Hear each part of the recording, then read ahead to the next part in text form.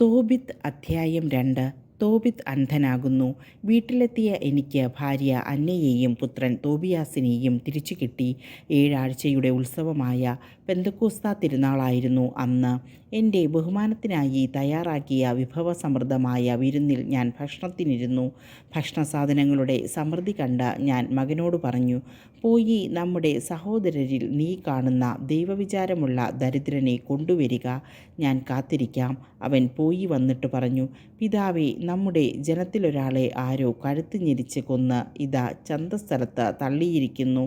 ഭക്ഷണം തൊട്ടുനോക്കുക പോലും ചെയ്യാതെ ഞാൻ അങ്ങോട്ട് ഓടി.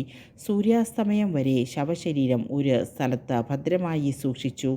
ഞാൻ തിരിച്ചു വന്ന് കുളിച്ച് അതീവ ദുഃഖത്തോടെ ആഹാരം കഴിച്ചു. ആമോസ് പ്രവാചകൻ്റെ വാക്കുകൾ ഓർമ്മയിൽ വന്നു. നിങ്ങളുടെ ഉത്സവങ്ങൾ ദുഃഖമയമായും നിങ്ങളുടെ ആനന്ദത്തിമിർപ്പുകൾ വിലാപമായും മാറും. ഞാൻ കരഞ്ഞു. സൂര്യാസ്തമയത്തിനു ശേഷം ഞാൻ ചെന്ന കുഴി കുഴിച്ച് മൃതദേഹം സംസ്കരിച്ചു. അയൽക്കാർ എന്നെ പരിഹസിച്ചു പറഞ്ഞു, ഈ പ്രവൃത്തി വധശിക്ഷയ്ക്ക് കാരണമാകുമെന്ന് അവന് ഭയമില്ലല്ലോ. ഒരിക്കൽ നാടുവിട്ടോടിയവനാണ്, എന്നിട്ടും ഇതാ പഴയപടി മരിച്ചവരെ സംസ്കരിക്കുന്നു. ശവസംസ്കാരം കഴിഞ്ഞ രാത്രി തന്നെ ഞാൻ വീട്ടിലേക്ക് മടങ്ങി. അശുദ്ധനായിരുന്നതുകൊണ്ട് ഞാൻ അങ്കണത്തിൻ്റെ മതിലിനോട് ചേർന്നു കിടന്ന് ഉറങ്ങി. മുഖം മൂടിയിരുന്നില്ല. എൻ്റെ പിറകിൽ മതിലിന്മേൽ കുരുവികൾ ഇരിക്കുന്നുണ്ടായിരുന്നു. അത് ഞാൻ അറിഞ്ഞില്ല. അന്ന് രാത്രി കുരുവികളുടെ ചൂടുകാഷ്ടം ഇരു കണ്ണുകളിലും വീണ് വെളുത്ത പടലങ്ങളുണ്ടായി.